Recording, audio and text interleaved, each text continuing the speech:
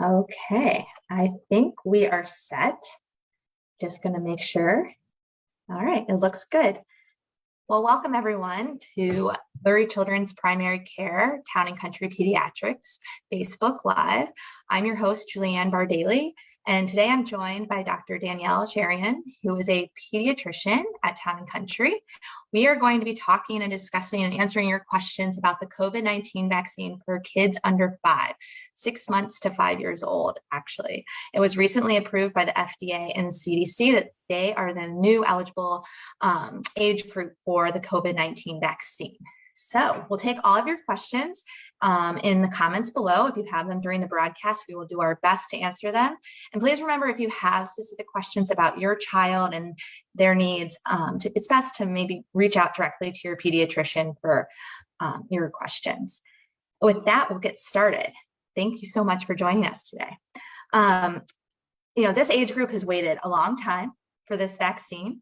Some may say it's not needed because everyone else ahead of them has been eligible for such a long time.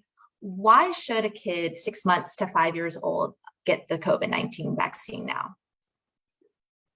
Well, hi everyone. Happy to be here and talk about this very important topic. And as we all know, the pandemic has greatly affected all ages, but medically, certainly the adults have been more profoundly affected. But we can't ignore the children and this important age group and how they've been affected both medically and socially. And this vaccine, I believe, is a great way for us to support this age group, support these families who've been waiting a really long time to protect their children from this virus. So we know with COVID that in general, most cases for this age group especially have been relatively mild to moderate. But there actually have been over 40,000 hospitalizations for COVID-19 during this pandemic in this age group alone. And with this number can be prevented. The hospitalization rate can improve, and the death rate can also improve if you're vaccinated. So we know there are complications with COVID. We know that there are some patients, and we don't know who might have some more long haul symptoms. That is also less common in this age group, but we just don't know which children might have that possibility. We also know there's an association with type 1 diabetes and with MIS-C, which is a severe illness that can cause inflammation in different parts of the body. And so by getting your child vaccinated, we know that these vaccines are safe and effective in preventing these complications. The other part I think that's also important to note is just the benefit socially. If we can prevent even the mild to moderate illnesses somewhat, or we can make them less severe, these kids will not suffer as much socially. They won't have as many missed days of school, missed daycare days, and families won't have missed work days by just lowering the spread by getting more and more people vaccinated. Right. And I know it's similar with the flu vaccine. It's not foolproof, and we know that, but we know that the vaccine can help lessen the severity of symptoms. And I think that's really an important message for this age group, particularly. I think so. I think that's a really good analogy, actually. The flu vaccine we offer every year, we recommend every year. We know it's not foolproof. You can still get the flu, but we know that the flu vaccine, along with the COVID vaccine, can prevent those serious outcomes. And that is the most important benefit to these vaccines. Okay. So, it's speaking about the effectiveness. There's been a lot of conversation about the effectiveness, particularly in this age group. How effective are the COVID-19 vaccines for the 6 month to 5 year age group? So they took a very long time to approve these vaccines because of the vulnerability of this patient population, but also I think partially because of the effectiveness. We aren't seeing as robust numbers as we did in the older age group and in the adult age group. However, these numbers still do show good immune response in this age group, and an immune response that's strong enough to know that these are effective, again, at preventing the serious outcomes. So the whole goal is to prevent the hospitalizations and the complications of COVID. Okay. We do actually have a viewer comment or question already. It's a good one. And I might be looking at this now because I might have COVID in my household. That's why I'm doing this remote today. But vaccine after an infection with COVID, how soon can a family get vaccinated or for their child? So your child can get vaccinated as soon as they recover from their illness. There's no reason to wait. You do not have to delay the vaccine a certain number of days other than your 10-day isolation period. And we do want your child to feel better and be recovered. Some people are, and the AAP and the CDC did comment on this, some people are electing to wait 60 to 90 days just because we do think that there is some natural immunity that develops for about that time frame. So if you feel that you want to wait a couple of months to get the vaccine after being infected, I think that's reasonable. The time frame, though, is a little blurry because we used to say 90. It seems like it could be as early as 60. So I would recommend, if you want to be fully protected, to have the child vaccinated within that 90-day period. And now with all these subvariants, it's hard to really tell what the best, approach is. Let's talk about Moderna and Pfizer, because those are the two that are vaccines that are offered for this age group, 6 months to 5 years of age. What are the differences? Are there differences? Should a family choose one over the other? We actually do not have a preference for one or the other. The CDC does not, the FDA does not, the AAP also agrees that both Moderna and Pfizer vaccines are safe and effective.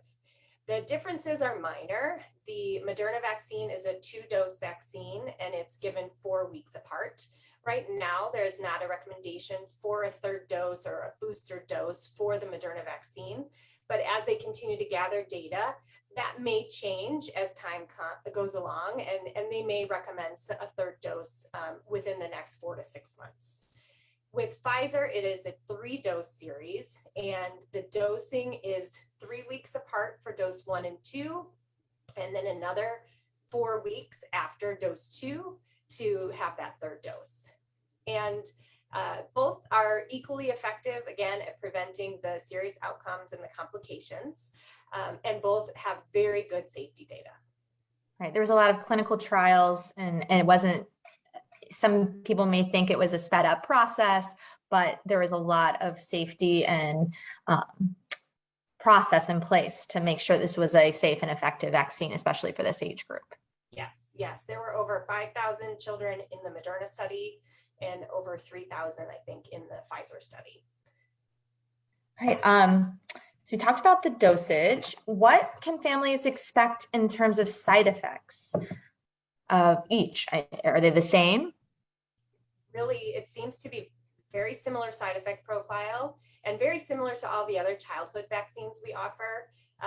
Relatively mild, generally a little soreness or redness at the site of the injection, sometimes a little muscle ache or arm ache from the site of an injection.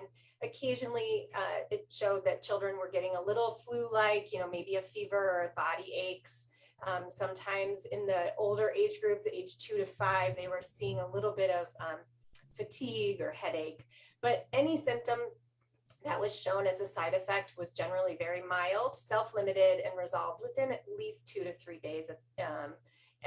And usually kids did very well.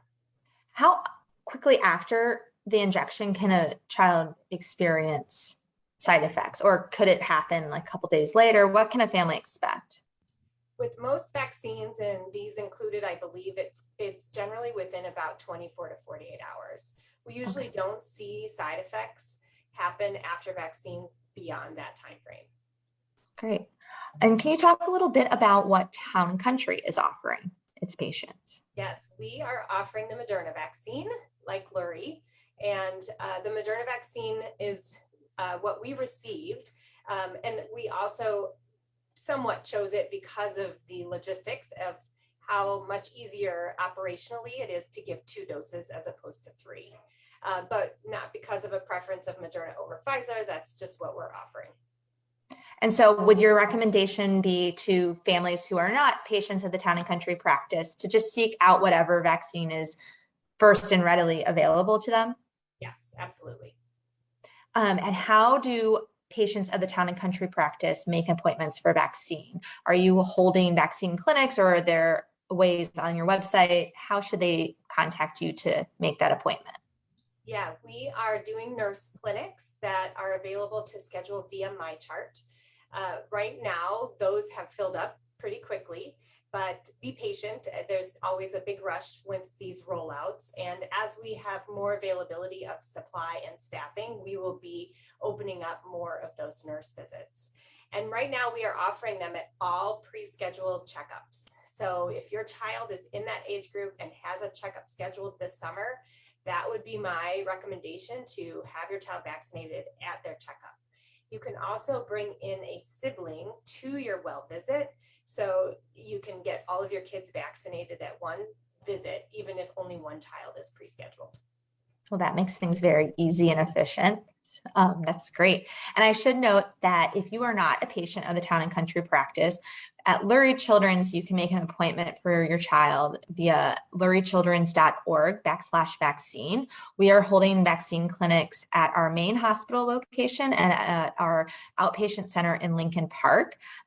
Going to the website, you can schedule through MyChart and the Open Scheduler appointment maker. So it's simple, and I think we're already seeing a lot of good response for this age group because they've waited so long. Do you have any other comments about, the importance of vaccine, or again, why this age group in particular should get vaccinated at this point?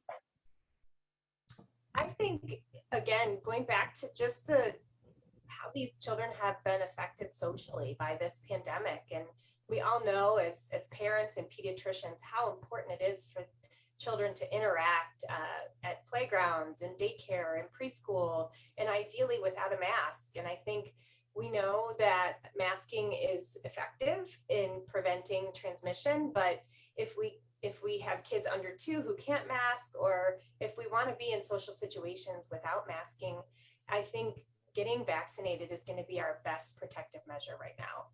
And I think it'll serve everyone well if we can just move past this in some way and let these kids try to be happy, healthy, normal kids. Yeah. And then one more time for maybe viewers who joined us later, just talking about Moderna versus Pfizer, the differences, should a family seek out one or the other, and the dosage. So again, Moderna is a 2-dose series. It is given 4 weeks apart, and Pfizer is a 3-dose series given 3 weeks between dose 1 and 2, and I think 4 weeks between dose 2 and 3. And both are equally safe and effective in preventing the serious complications of COVID. So if you have access to either one, I would choose either one. Yeah, and I think that's a key message that we want to make again, is that, there isn't one over the other in this situation. It's what you can first and readily get your child vaccinated with, and that's important. Yeah. And then again, vaccine appointments are available at Town and Country if you're a patient, and at luriechildrens.org/vaccine for our main hospital location and our outpatient center in Lincoln Park.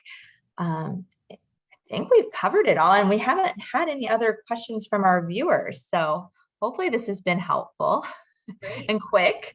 I feel like we know a lot about COVID now. Maybe there's still a lot to learn, but this was a big step this month with the approval of this age group being eligible now for vaccine, and hopefully one step closer to maybe living more comfortably with COVID, right? And one more thing, another great site is the CDC website. As we all know, is a great place to look. They have a great FAQ section for this age group in general. Lurie has a great FAQ section for the vaccine. And remember, information is constantly changing. So as new information develops, be on the lookout for my chart messages from us or from the Lurie Children's website if anything would need to be announced. Right, that's an important point to make. This information is relevant as of June 29th, 2022. And we can add the links to the CDC website, the Lurie Children's FAQ in the comments below for the audience here on Facebook with Town and Country. So thank you so much. That was easy, right? Great. Great. Thanks, everyone. Thanks. Bye.